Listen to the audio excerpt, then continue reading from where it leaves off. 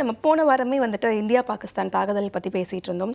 பாகிஸ்தான் தொடர்ந்து எல்லையில் வந்து தாக்குதல் நடத்திட்டு இருக்காங்க. அதற்கு பதிலடி தாக்குதலும் இந்தியா வந்து கொடுத்துட்ருக்காங்க. இந்த எல்லை பதட்டம் அப்படின்றது எப்போ தான் ஒரு தீர்வுக்கு வரும்?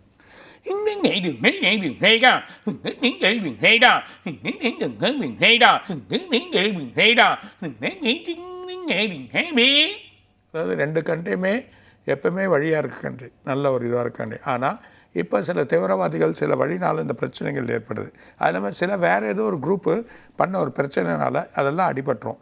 இப்போ சில ஆளுங்களை வந்து இவங்க வந்து முக்கியமான ஆளுங்களை இவங்க வந்து பிடிக்கணும், முக்கியமான ஆளுங்களை அழிக்கணும்னு சொல்லிட்டு ஒரு ஸ்டெப்பு இந்தியா எடுத்துருக்கு.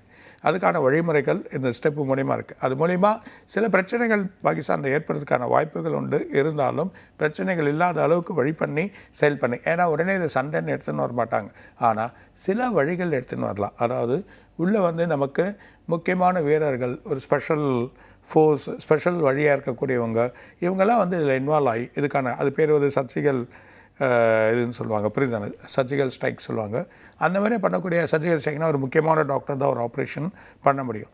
அந்த ஆப்ரேஷன் பண்ணக்கூடிய ஒரு அளவாக இருக்கக்கூடிய ஆளுங்க வழியாக அது செய்யக்கூடிய தன்மைகள் ஏற்படுறதுக்கான வாய்ப்புகள் வரலாம். அப்போ சில ஆளுங்களை, முக்கியமான ஆளுங்களை அவங்க பிடிக்கிறதுக்கோ இல்லை அந்த அவங்கள பிரச்சனை பண்ணுறதுக்காக அப்படி எடுத்துகிட்டு போகிறதுக்கோ ஒரு வாய்ப்பு உண்டு. இந்த 3 நாளில் தெரியும். அப்படி இல்லைன்னா 17ஆம் தேதி தாண்டின், இந்த 17ஆம் தேதி வரைக்கும் ஒரு ப்ரெஷர் இருக்கும், மிகப்பெரிய ஒரு குழப்பங்கள் மேல் நோக்கி இருக்க மாதிரியாக இருக்கும். அது கூட ஆட்டோமேட்டிக்காக இருக்கும். ஆனால் 2026 மிகப்பெரிய ஒப்பந்தங்கள் ஏற்படும்.